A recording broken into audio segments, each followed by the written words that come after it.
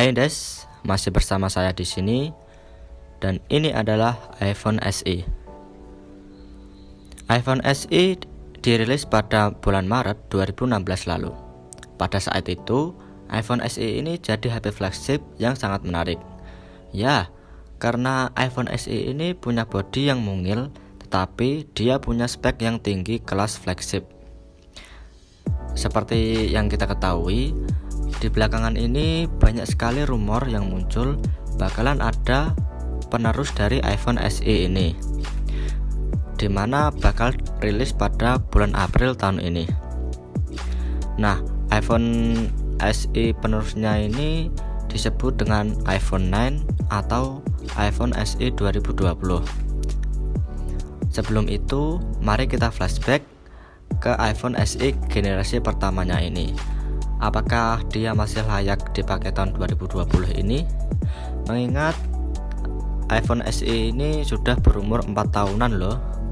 So, let's get started.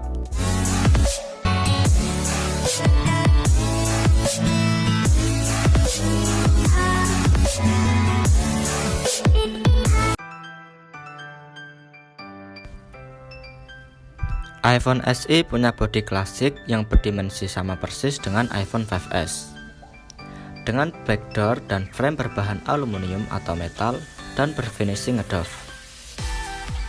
Bodinya yang compact membuat iPhone SE ini nyaman untuk digenggam dan enak dioperasikan dengan satu tangan saja.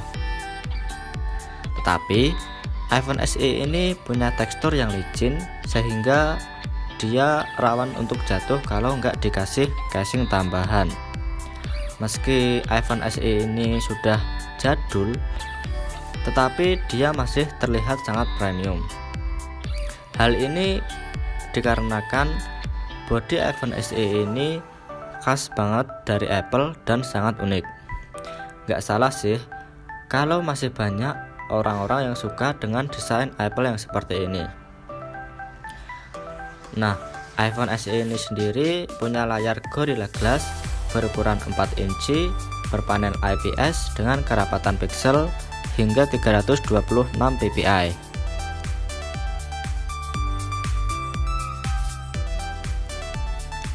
Walau punya bodi yang compact dan desain yang jadul, iPhone SE ini punya spek yang tinggi loh.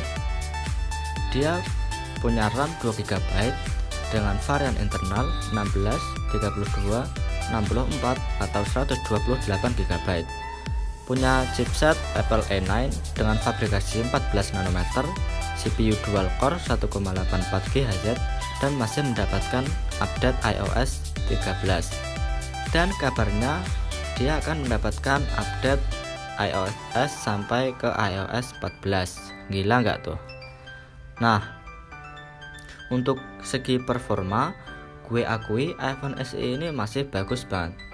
Buat main aplikasi-aplikasi saat ini masih kerasa smooth dan enteng, nggak ada lag apalagi force close. Untuk user experience-nya enak dan nggak kerasa kalau kita lagi pegang HP yang udah berumur 4 tahun. Hal ini dikarenakan dia udah ngejalanin iOS 13 ya, jadi kerasa kayak pegang iPhone seri baru. Nah, karena iPhone SE ini punya layar yang kecil, jadi saya sering terjadi salah pencet, apalagi kalau buat chattingan.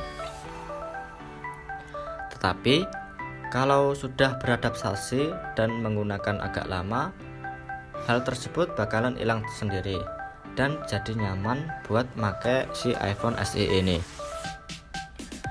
Buat performa overall iPhone SE ini masih layak sih. Tapi ada satu hal yang gak gue saranin di iPhone SE ini, yaitu main game. Bukan masalah performa, tetapi karena layarnya yang kecil, bakalan sering salah pencet dan baterainya yang boros kalau buat main game. Kalau soal performa sih lancar-lancar aja ya. Gue tes buat main PUBG di TDM nggak ada lag sama sekali.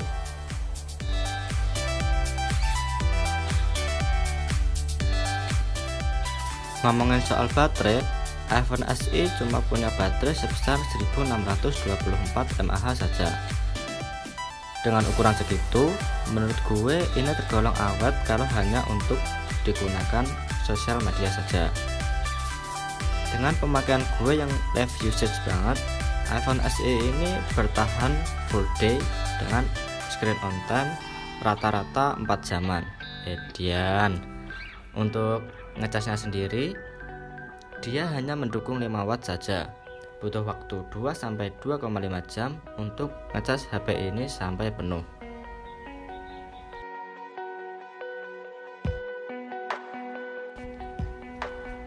Yang terakhir, kita eksekusi kameranya. iPhone SE ini punya kamera belakang berukuran 12 megapiksel dengan dual LED flash. Untuk hasilnya standar, nggak bagus-bagus banget dan nggak jelek-jelek banget. Karena ini adalah HP lawas, jadi dia nggak punya fitur bokeh atau AI atau yang lainnya. Dan untuk kamera depan cuma beresolusi 1,2 megapiksel saja, dan juga tidak mendukung fitur bokeh atau AI. Untuk hasilnya wajar menurut saya untuk ukuran segitu.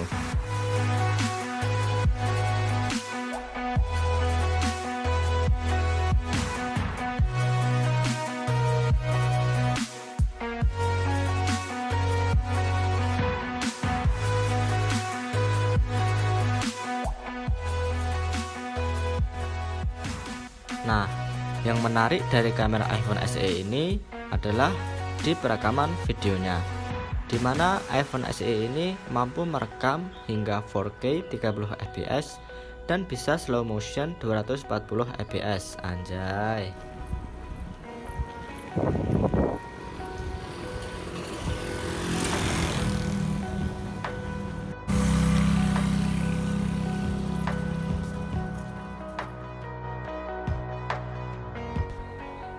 Kesimpulannya, dengan harga 1,5 jutaan, iPhone SE ini menurut gue sih masih layak ya untuk dijadikan HP kedua tetapi karena dia punya desain yang unik dan khas Apple, update iOS yang terjamin, user interface yang oke, dan yang terakhir bisa buat foto di depan kaca, ya kan?